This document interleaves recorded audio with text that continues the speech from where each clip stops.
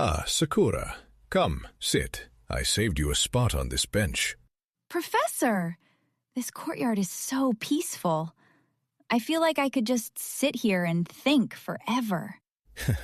That's exactly what this place is for. Standing still for a moment. And speaking of moments, I want to talk to you about something fascinating happening in Japan right now. Ooh, I'm ready. What's the topic today? The creator economy. You know, the way individual people, not big corporations, are building businesses by creating content online. Like YouTubers and TikTokers? I mean, that's everywhere now, right? It is, but Japan's version has some really unique twists. Let me give you a number to start with. There's a platform called Suzuri, where anyone can design and sell original merchandise. T-shirts, mugs, phone cases, with zero inventory risk. They just crossed 1 million registered creators. 1 million? That's a lot of people selling stuff they designed themselves. Exactly. And they've even added AI design tools, so you don't need to be a professional artist. The barrier to entry has basically vanished. So it's not just influencers with millions of followers anymore. Not at all. In fact, here's an interesting paradox.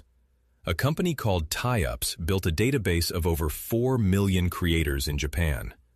They found that mega-influencers, those with over 1 million followers, have an engagement rate of only 1.21%. Micro-influencers with 10,000 to 100,000 followers, their engagement rate is 3 times higher. Wait, so bigger isn't better? Not in this game. It's about reaching the right community, the right kaiwai. That's the Japanese word for a niche cultural sphere. Think VTuber fans, fitness communities, local food lovers. These tight-knit groups drive real purchasing behavior. That makes sense, actually. I trust my friend's recommendation way more than some celebrity endorsement. And you're not alone. A survey of Gen Z consumers in Japan found that 81% are skeptical when they see a hashtag PR or hashtag ad label on a post. Only 3% discover new products through web searches. 50% find them on Instagram, and 20% on TikTok. And when asked who they trust most, close friends won by a landslide. So traditional advertising is basically dead for young people. Let's say it's been transformed. Brands can't just pay someone to hold up a product and smile anymore. They need creators who genuinely believe in what they're promoting. At a TikTok shop event in March, 3 top creators shared their strategies. One of them said something powerful. Sometimes I tell my viewers, don't buy this right now. That honesty is what builds trust. Telling people not to buy? That's bold. Bold, but effective. Another creator used to be an e-commerce seller herself. She said the biggest lesson from switching sides was realizing that even through a screen, it's still a human conversation. The key is genuine two-way communication. Okay, so what about the business side? Are these creators actually moving the needle for companies? Absolutely. Let me tell you about video commerce. In February 2026, Google and Rakuten, Japan's biggest e-commerce platform, launched YouTube Shopping in Japan. Creators can now tag Rakuten products directly in their videos. Viewers watch, click, and buy without leaving the experience. Shopping-related video watch time in Japan grew over 80% year-on-year. So you're literally shopping while watching a video. That's dangerously convenient. It gets better. TikTok Shop launched in Japan in June 2025, and by March 2026, their weekly GMV, that's gross merchandise value, hit about $85 million in a single week.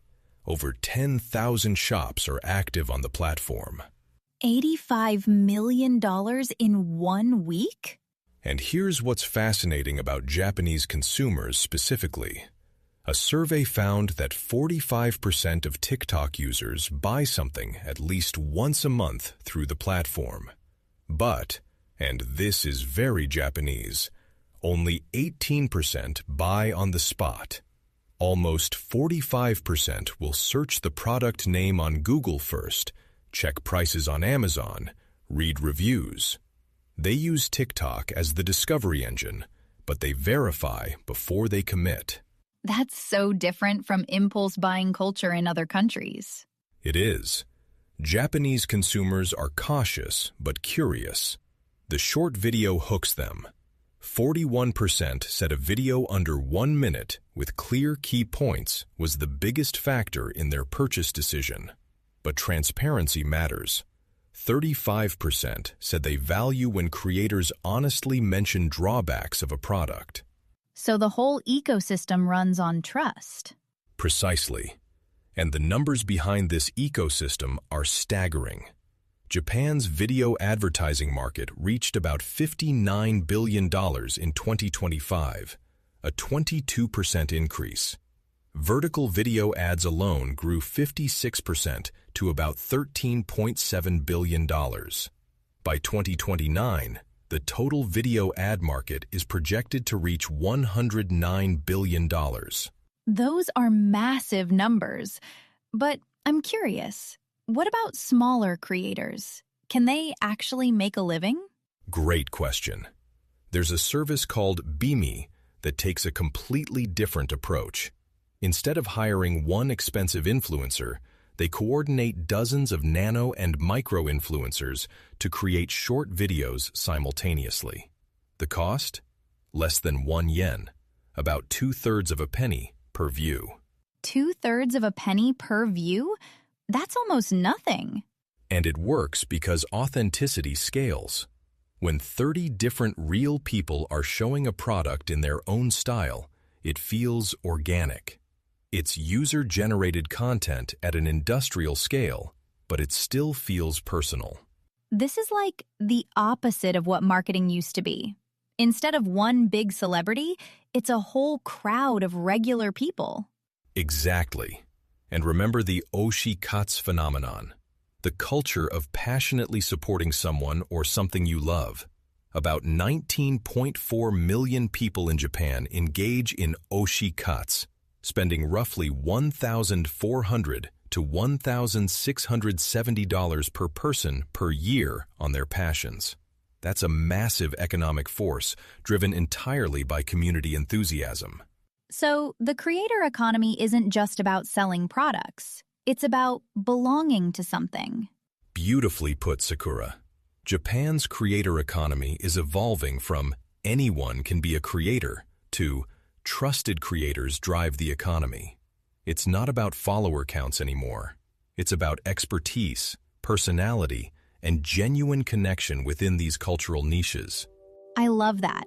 It feels more human. It does. And as AI tools make creation easier and data platforms help match the right creators with the right brands, this ecosystem will only grow. Professor, I think I want to start my own channel now. Start small, stay honest, and find your kaiwai. That's the recipe. You've been listening to Narrative Japan. Until next time, stay curious and keep listening for the whispers beneath Japan's economy.